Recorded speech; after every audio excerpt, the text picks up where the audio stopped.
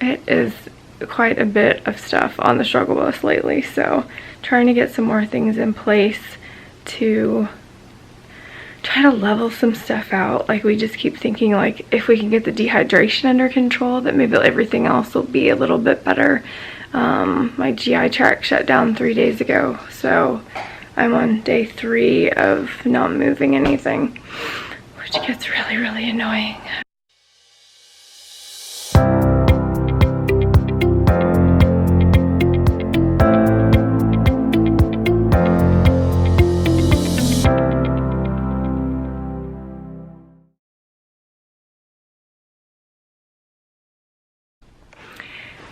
I thought of something last night in reference to hypoglycemia and eating, I guess, in general, with all of the trouble that I have.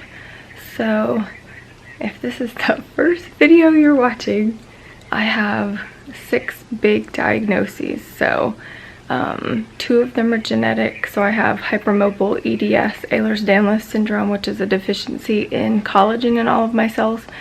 It's like the glue that holds you together, and so everything is like lax, like super flexible, but in a bad way.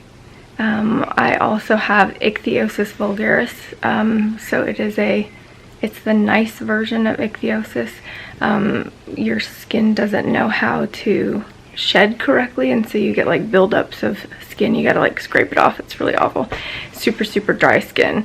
I have 2 autoimmune conditions. So I have something called Sjogren's. It affects my entire exocrine system. So eyes, nose, ears, throat, sinuses, reproductive system, GI tract, respiratory, everything.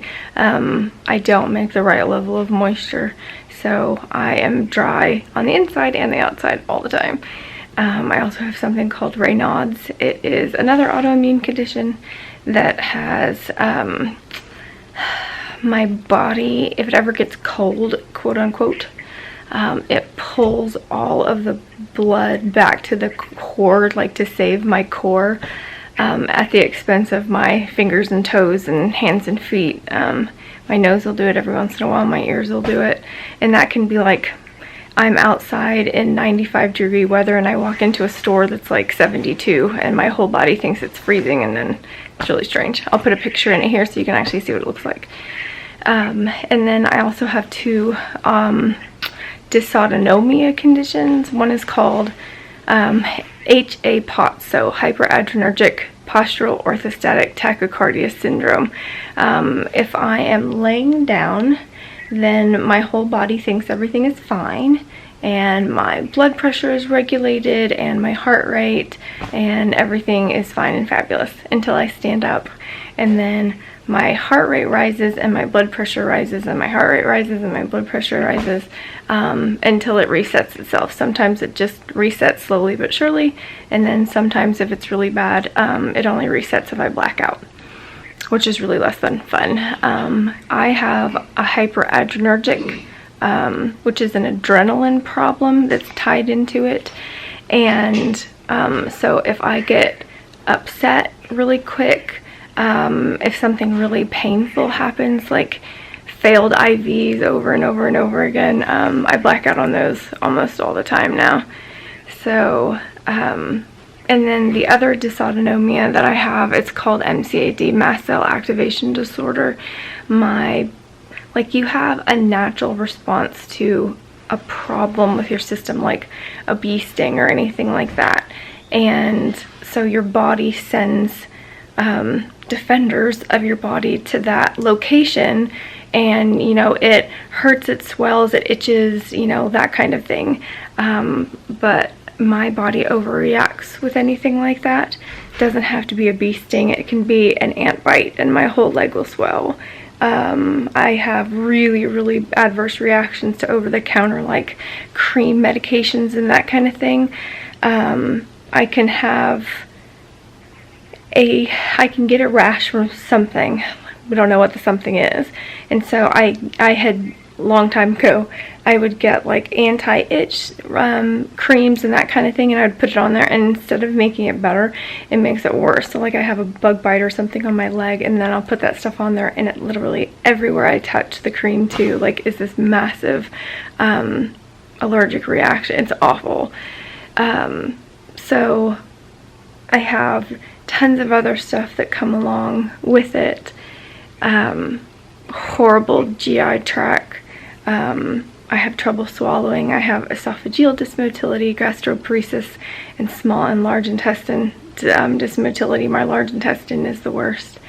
I have 2 feeding tubes. I have a G tube and I have a direct J tube. The direct J was just put in 3 weeks ago, so I'm still trying to heal from that.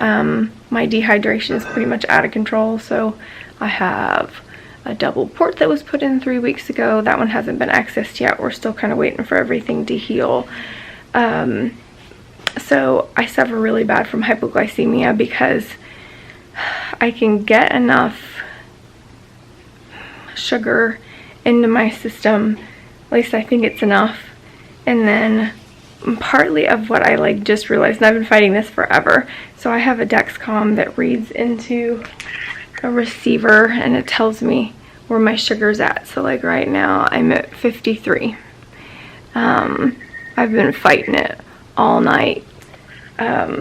Woke me up, oh my gosh, over and over and over again last night. But something that I really kind of like twigged on, when a normal person eats, you eat and it nourishes your body and it's like amazing.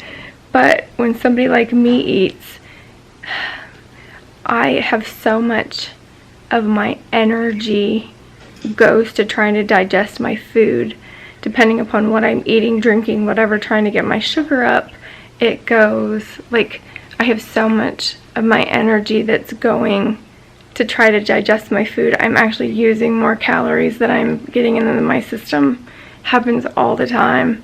And so my sugar drops, and then I'll try to eat something else, and then my body's like, oh my gosh, send everything you have to try to digest the food, and it takes forever. It is quite a bit of stuff on the struggle bus lately, so trying to get some more things in place to try to level some stuff out. Like, we just keep thinking, like, if we can get the dehydration under control, that maybe everything else will be a little bit better.